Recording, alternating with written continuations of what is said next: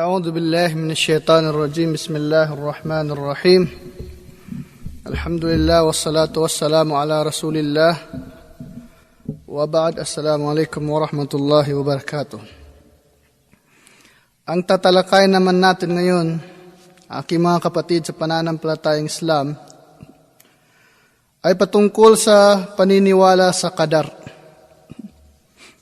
Ito ang paniniwala sa naitakdang kapalaran,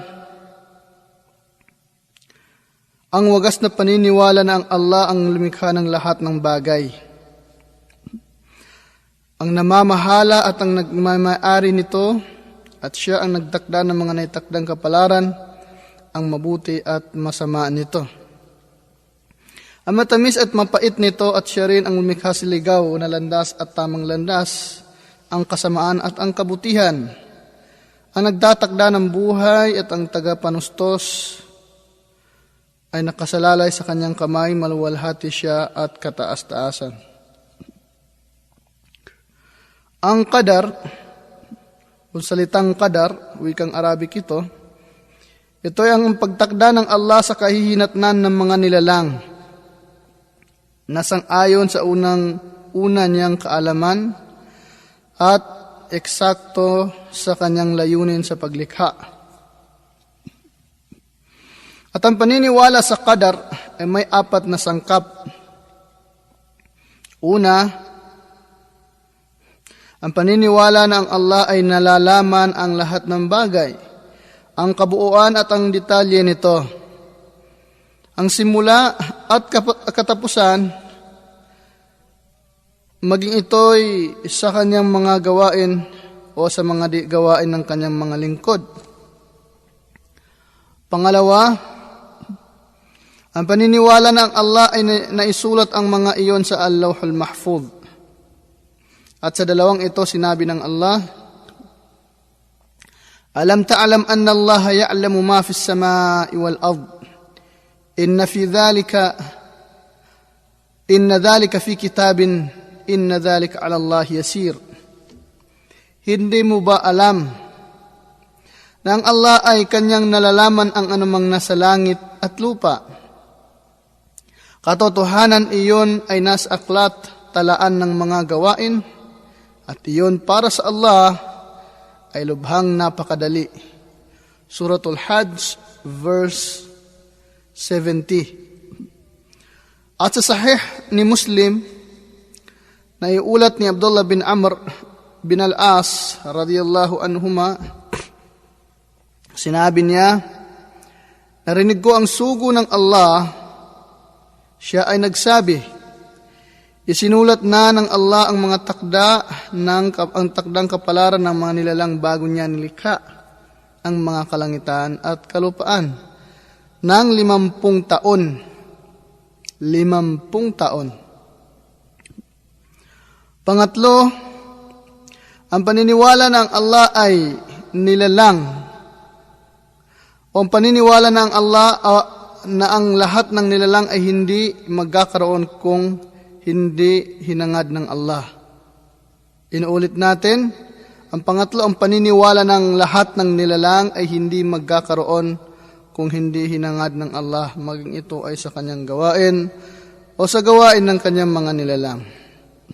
Sinabi niya, wa rabbuka yakhluqu ma yasha.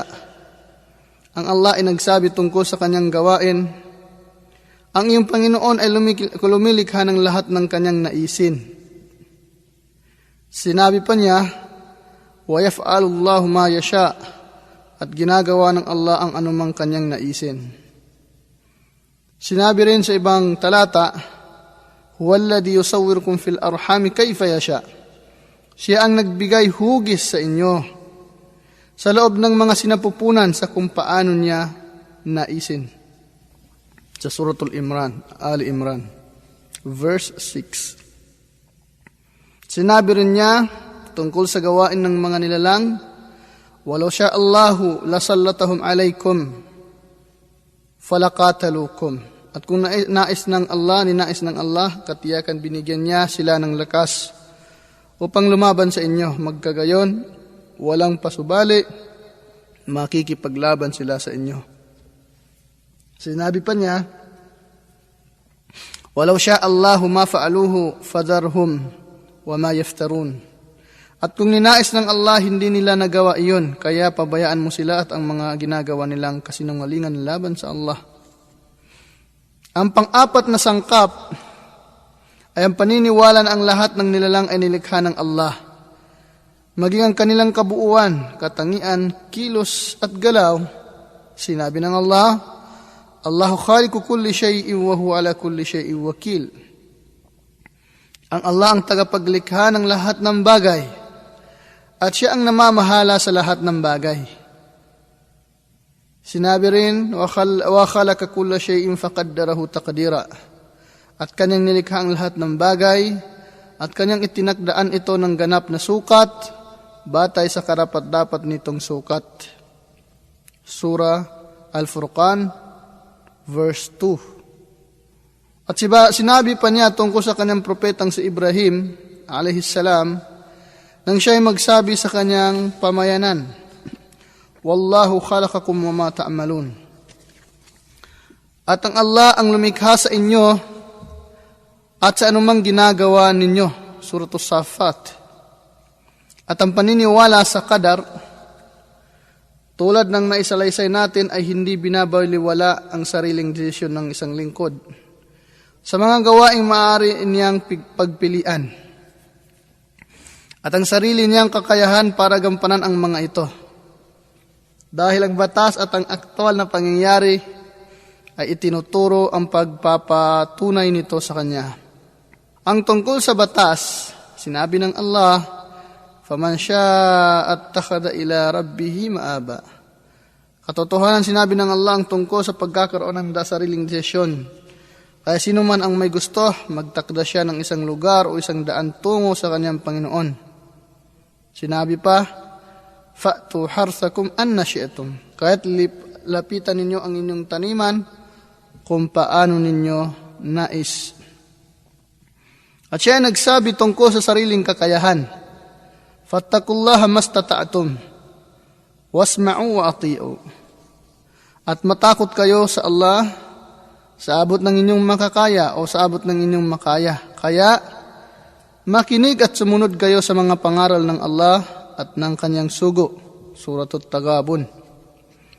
Sinabi rin niya, "La yukallifullahu nafsan illa wus'aha, laha ma kasabat wa 'alayha maktasabat."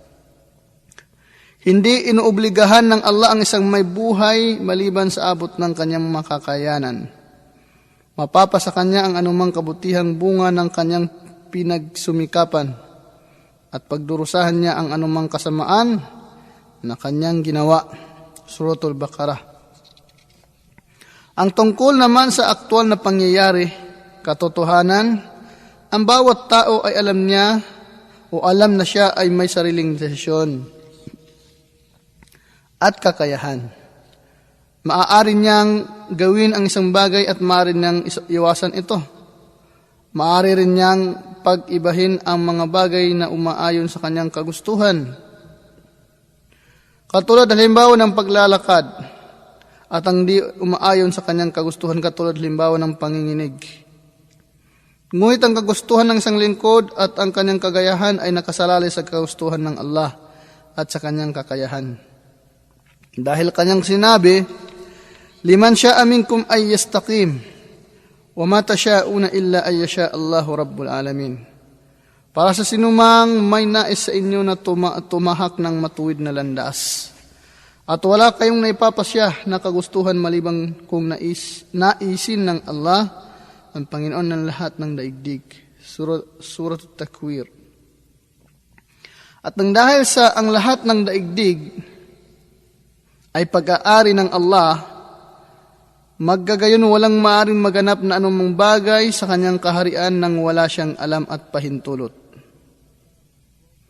Ang paniniwala sa qadar, batay sa mga nailarawan natin, ay hindi nagbibigay ng isang katuwiran sa isang lingkod upang kumalas sa mga tungkulin o gumawa ng masamang gawain. At dahil dito ang kanyang pinaninindigan ay walang saysay sa mga sumusunod na dahilan. Una, Ang Allah ay nagsabi, "Sayaqulu alladhina ashraku law sha'a Allahu ma ashrakna wala abauna wala harramna min shay'in kadhalika kadzdzaba alladhina min qablihim hatta dhaqu ba'sana qul hal indakum min ilmin fatukhrijuhu lana in tattabi'una illa adh-dhann wa in antum illa takhrusun." Malamang nasasabihin ng mga nagtatambal sa Allah, kung ginusto lang ng Allah, hindi sana kami nagtambal, at pati ng aming mga magulang, at hindi rin sana namin naipagbawal ni kahit isang bagay. Ganoon din ang naginawang pagpapabulaan ng mga nauna sa kanila, hanggang sa natikman nila ang aming parusa. Sabihin mo, mayroon ba kayong kaalaman at ilahad ninyo sa amin? Tunay na wala kayong sinusunod maliban sa haka-haka lamang, at wala kayong sinasabi kundi kasinungalingan. Sa Suratul An'am, verse 148. At kung makatuwiran ang naging batayan nila ang qadar, hindi sana pinatikim ng Allah sa kanila ang kanyang parusa. Pangalawa, sinabi ng Allah,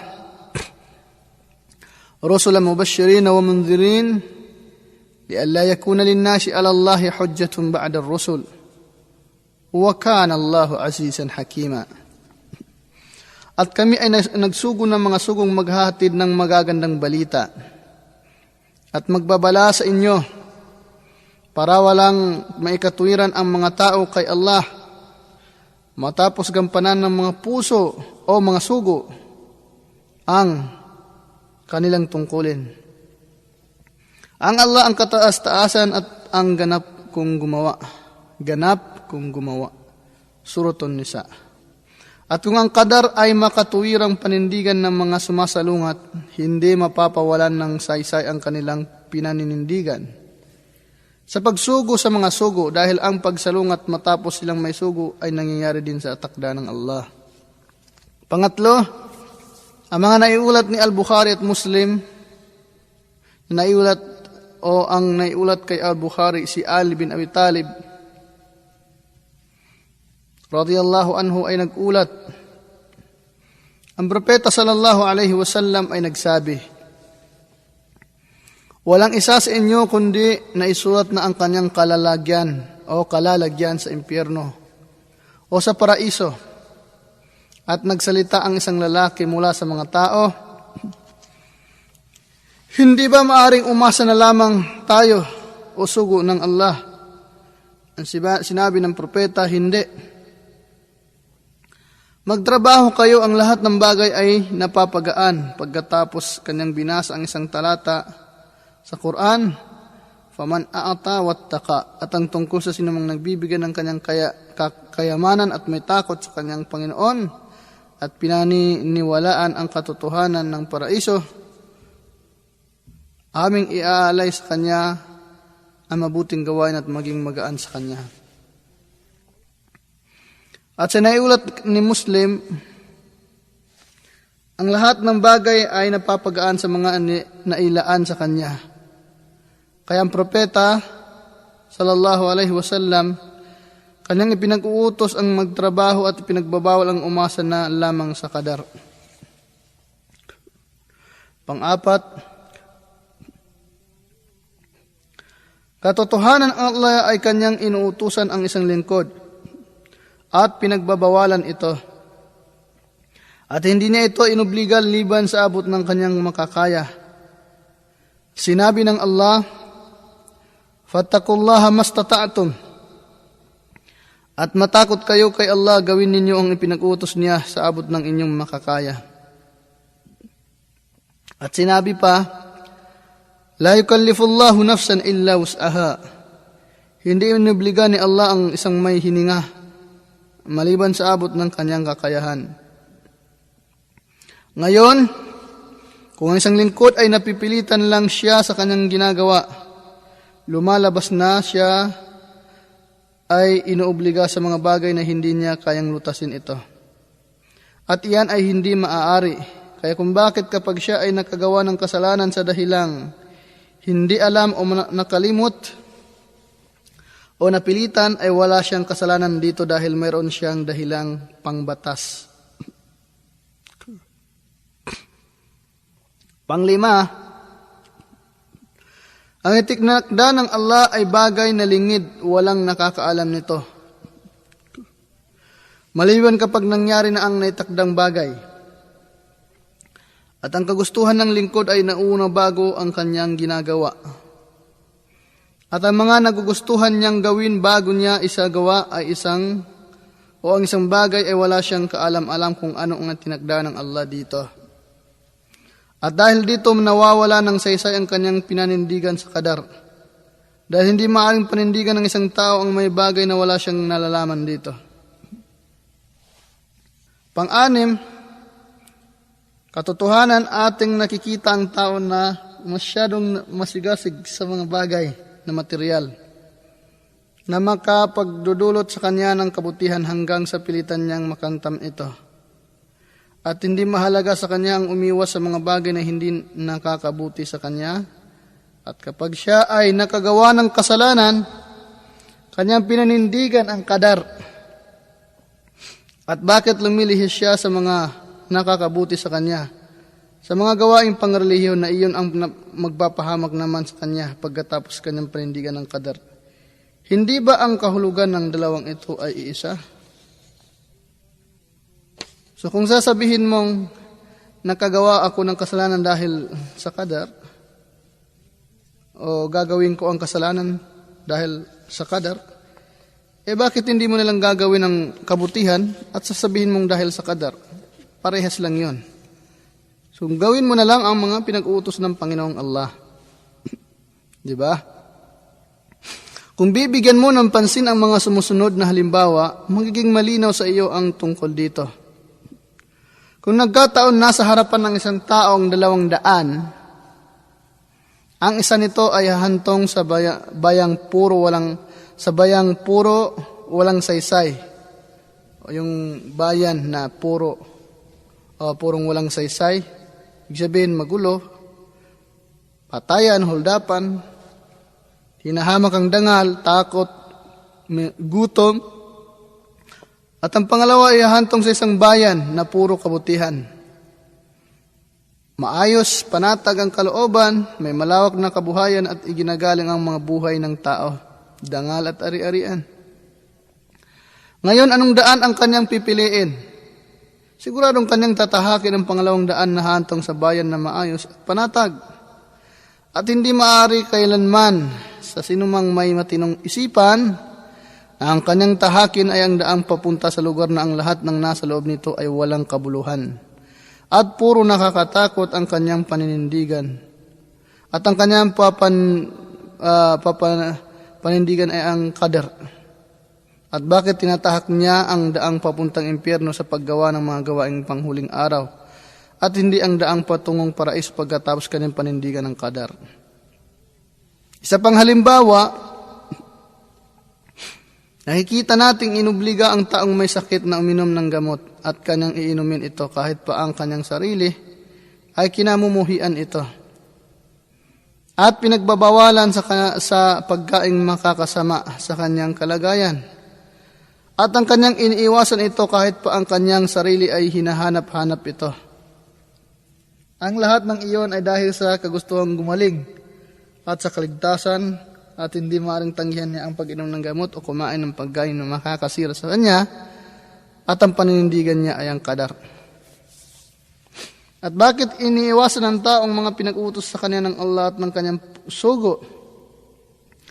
O ginagawa ang mga pinagbabawal sa kanya ng Allah at ng kanyang sugo pagkatapos ay kanyang sasabihin o panindigan ang qadar. Pangpito,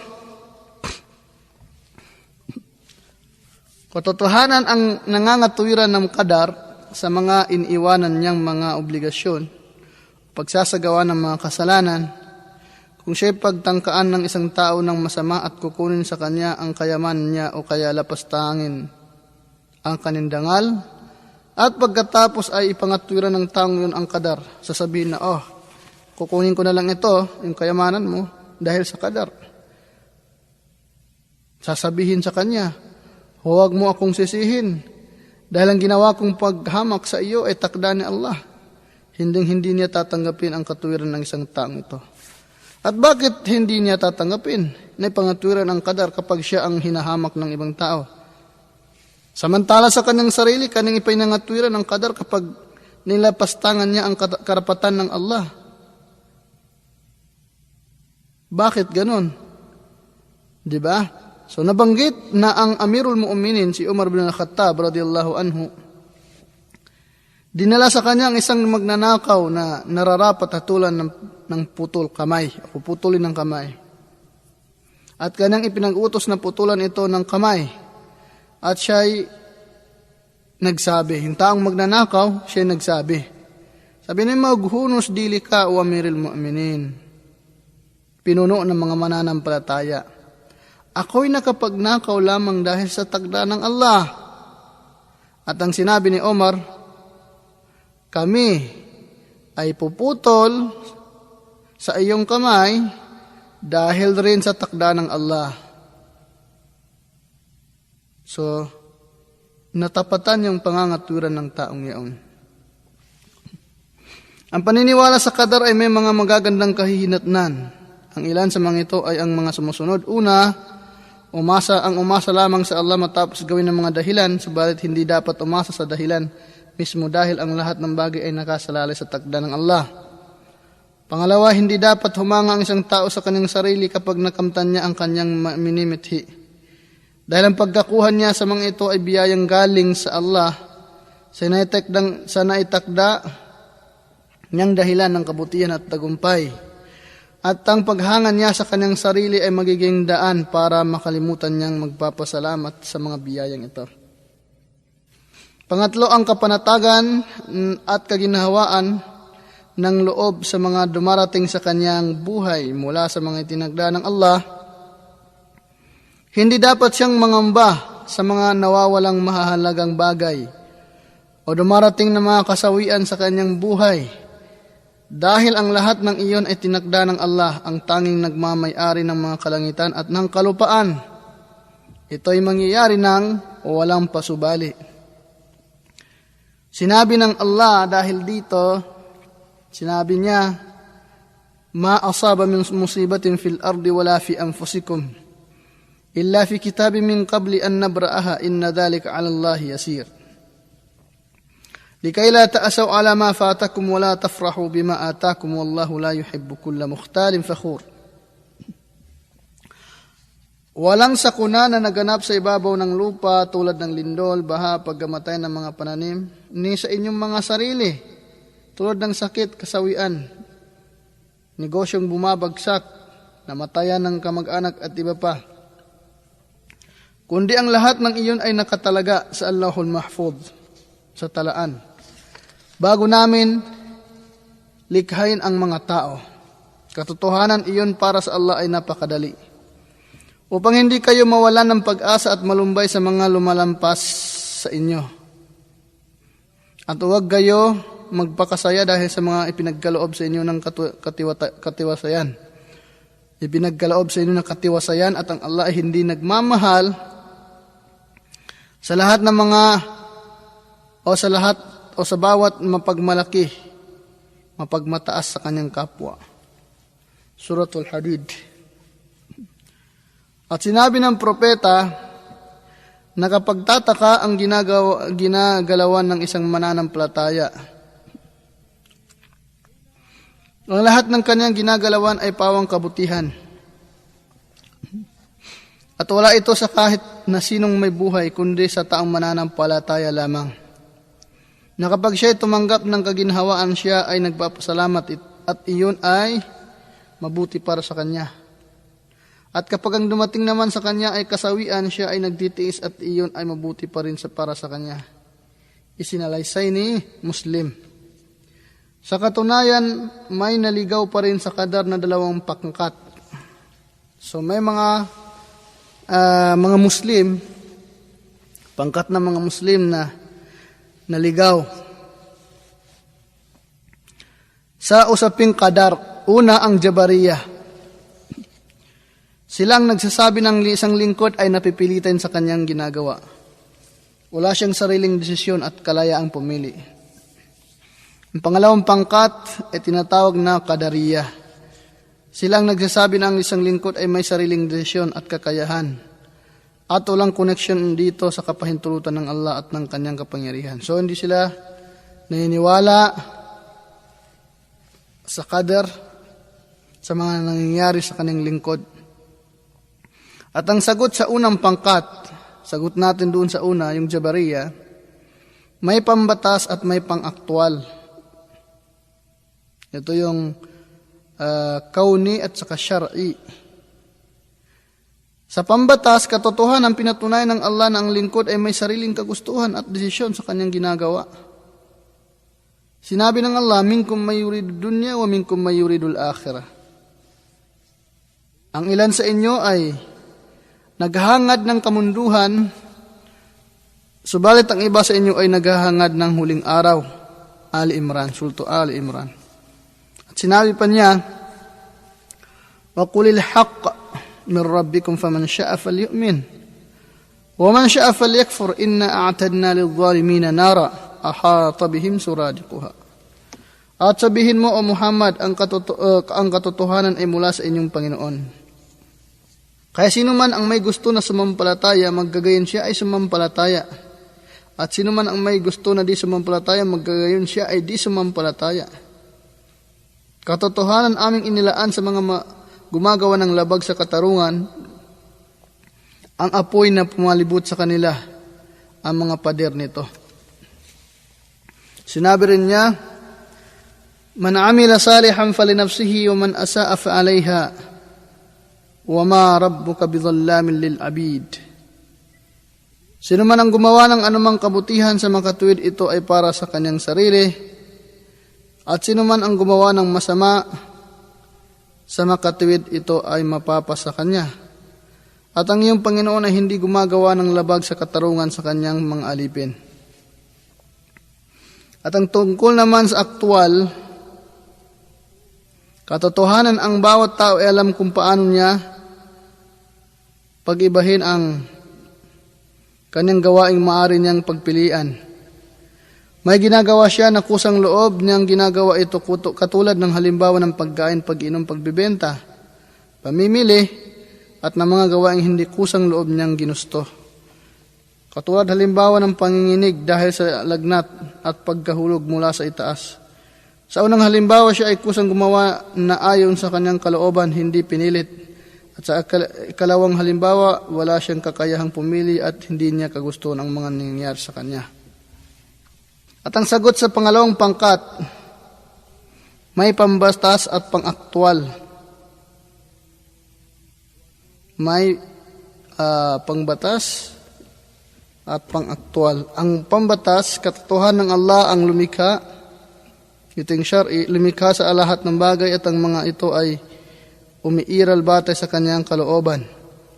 At tunay na pinaliwanag na ng Allah sa kanyang aklat na ang mga gawain ng kanyang alipin ay nagaganap batay sa kanyang kalooban. Sinabi niya, Walau sya Allahu maqtatala alladhina min ba'dihim min ba'di ma ja'atuhumul bayyinat walakin ikhtalafu faminhum man amana wa minhum man kafar walau sya Allahu maqtatalu walakin Allah yaf'alu ma yurid. At kung niloob ng Allah, hindi naganap ang paglalaban-laban ng mga taong dumating pagkatapos nila.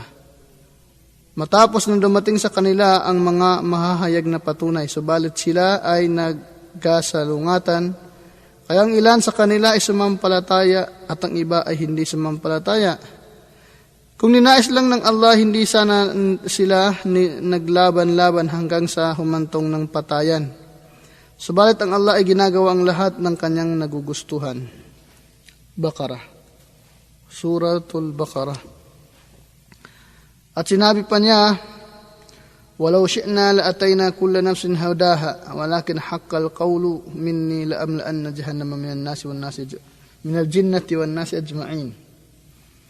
Kung ginusto namin na patnubayan ang bawat may hininga o bawat tao, aming ginawa. Subalit tunay na banal ang salitang nagmula sa akin.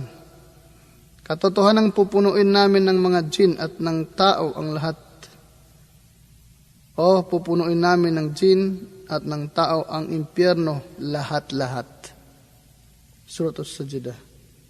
At tungkol naman sa pangkaisipan, katunayan ang lahat ng daigdig ay pag-ari ng Allah at ang tao ay kabilang na sa daigdig na iyan. Siya ay pag-ari din ng Allah ngayon, hindi maari na ang isang ari-arian lang ay maghihimasok sa kaharian ng may-ari, maliban kung may kapahintulutan mula sa kanya at sa kanyang kagustuhan. So hanggang dito na lamang. Assalamu alaikum warahmatullahi wabarakatuh.